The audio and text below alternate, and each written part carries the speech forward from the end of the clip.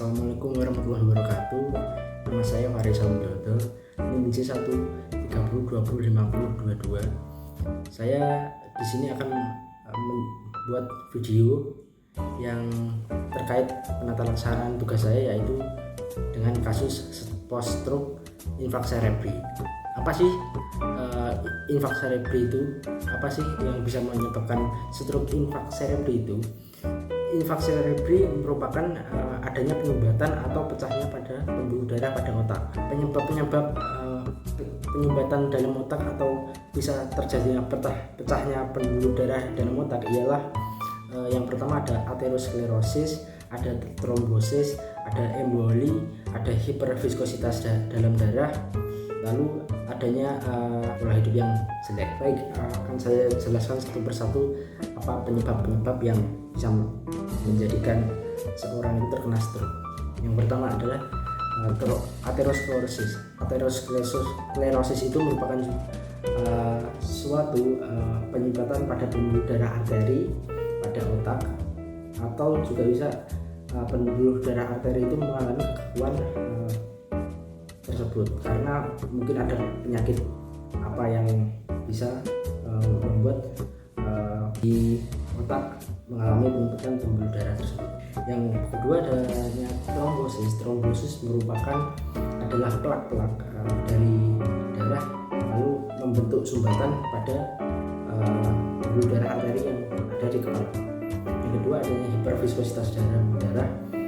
Ketika manusia itu shock atau dia kaget, itu akan meningkatkan hiperviskositas dalam darah atau kekentalan pembuluh darah tersebut.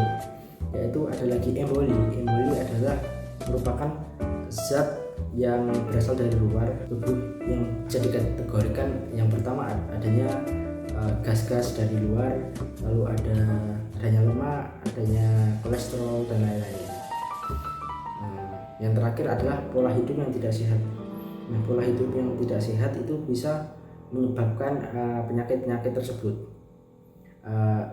atau tidak bisa terpecahnya zat-zat tersebut dari luar sehingga akan menyumbat pada pembuluh darah otak. Misalkan yang pertama itu jarang olahraga, yang kedua adalah makan yang cepat saji, yang itu sangat tidak baik untuk kesehatan. Lalu ada juga penyakit riwayat penyakit bawaan. Yang pertama ada hipertensi, lalu dan diabetes mellitus juga bisa dapat menyebabkan si pasien tersebut terkena serangan stroke. Skenario kasus saya adalah pasien wanita berumur 60 tahun. Dia adalah sebagai ibu rumah tangga, lalu dia datang ke klinik Mandiri Sulawi. Dia mengalami stroke separuh tubuh kiri. Dia adalah stroke-nya merupakan non-hemorrhagic atau infark cerebri yang mengalami kesumbatan pada otak. Dia mengalami kelemahan otot pada bagian kiri tubuh, lalu rom terbatas tetapi tidak mengalami nyeri, dan adanya spastisitas pada tangannya. Langsung saja kita ke pemeriksaan dan bagaimana treatmentnya, bagaimana mendiagnosanya untuk pasien cepat sembuhnya. Langsung saja.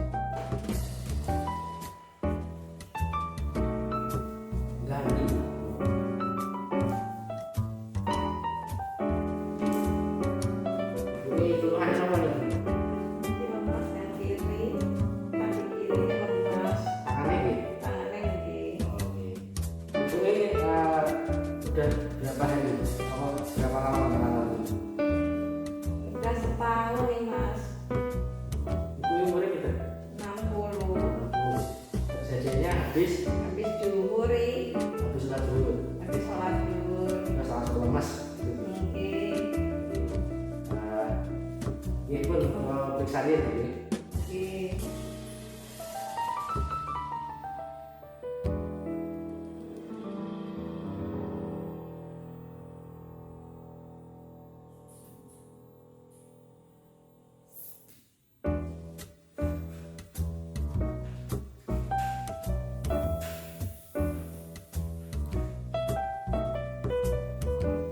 lupa Bu. Apa sebenarnya apa punya penyakit bawaan seperti darah tinggi? Iya. Darah Oke tinggi. Mas. Gula. Iya. Oh, kalau periksa lainnya ini, buat juga di sini Bu.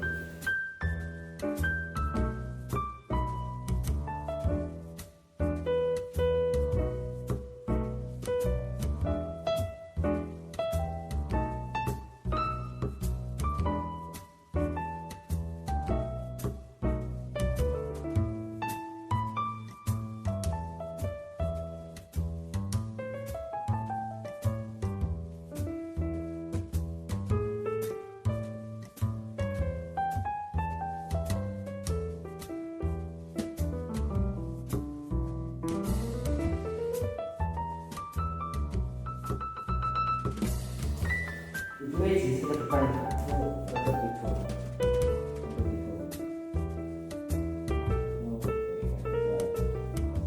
Terus angkat satu kaki yang sakit mohon. Jadi yang kanannya diangkat.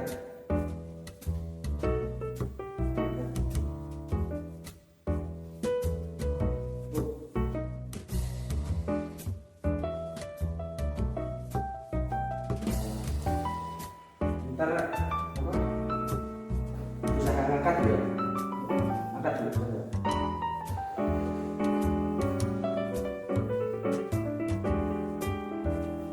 Oh iya.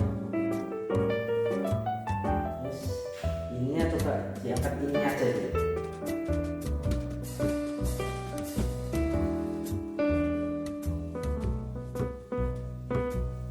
Terus kaki ini diangkat ya.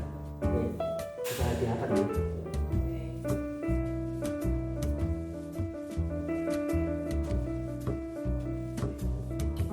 Terus ini diangkat dulu.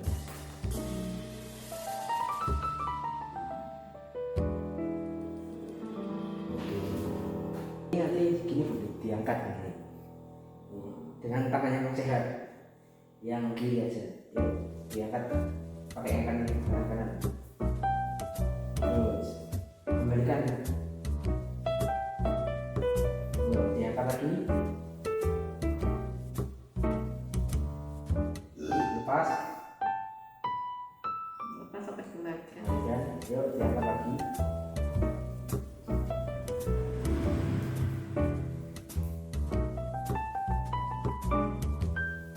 Terus lagi. Nah,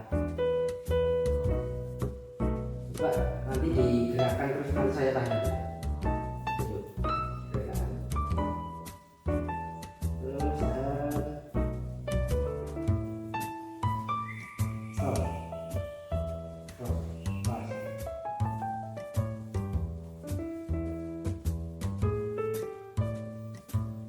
Ibu, mati. Stop.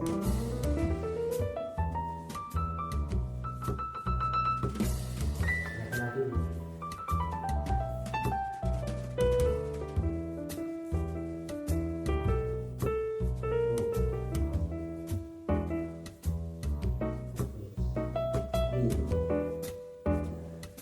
Ibu selama 90 detik.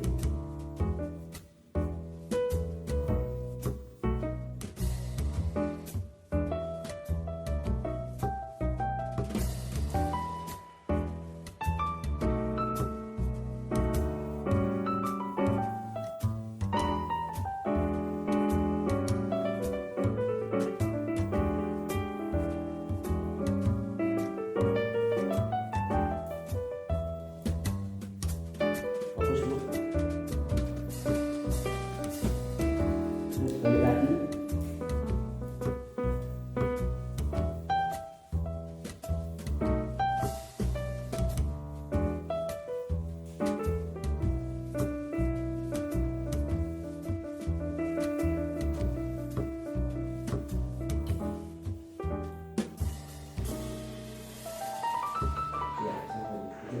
Ya, nanti ikut saya dulu latihan jalan dulu. Jadi kanan, gini Bu. Kenapa? Terus kaki belakang diangkat, sini apa lagi, lalu injak, lalu ini lagi angkat.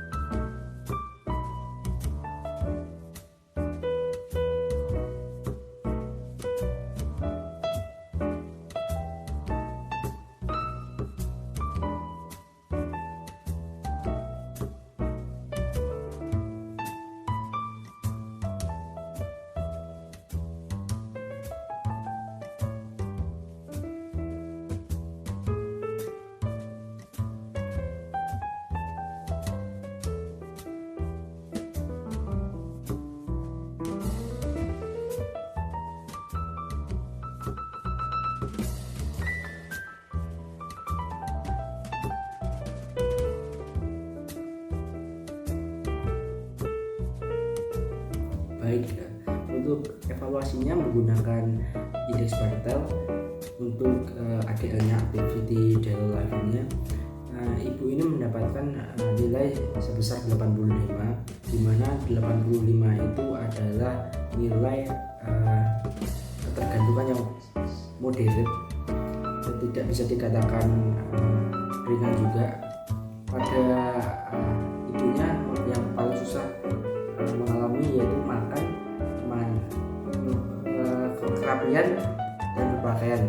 Untuk ketiga item itu dilakukan dengan berbarengan untuk kedua tangannya, di mana kedua tangannya itu terdapat spastisitas, jadi agak kesulitan untuk melakukan ketiga item tersebut. Lalu untuk evaluasi skala spastisitasnya dengan menggunakan skala Ashworth. Nah, di sini ibunya mendapatkan nilai 2. 2 itu adalah adanya peningkatan sedikit tonus otot, ditandai adanya pemberhentian gerakan dan diikuti adanya tahanan minimal sepanjang sisaro. Tapi secara umum sendi mudah digerakkan. Lalu untuk tes keseimbangannya dengan form balance scale, ibunya mendapatkan nilai 44, di mana ada 3 item yang secara inspeksi saya tidak bisa dilakukan dengan tidak membutuhkan bantuan. Yang pertama itu ada berdiri dengan menutup mata, karena dengan berdiri menutup matanya sistem koordinasinya akan lebih susah, karena untuk dia jinjit saja dia tidak mampu untuk mempertahankan jinjitannya untuk jatuh ke depan. Lalu yang kedua ada mengambil objek dari lantai, karena apa? Karena spastisitas pada handnya masih terdapat, jadi mungkin agak susah untuk mendapatkan mengambil barang dari lantai. Lalu yang ketiga ada untuk meraih ke depan dengan menjulurkan tangan. Nah, untuk menjulurkan tangan ke depan dia agak susah, karena untuk keseimbangannya dia sangatlah susah mempertahankan keseimbangan untuk kedepannya. Dia hampir selalu satu untuk ketika mempertahankan keseimbangan ke depannya. Baik, mungkin segitu dari saya. Kurang lebihnya mohon maaf. Kalau ada kekurangan mohon dimaafkan. Kalau ada manfaat bisa diterapkan. Akhir dari saya, wabillahi taufiq wal hidayah. Wassalamualaikum warahmatullahi wabarakatuh.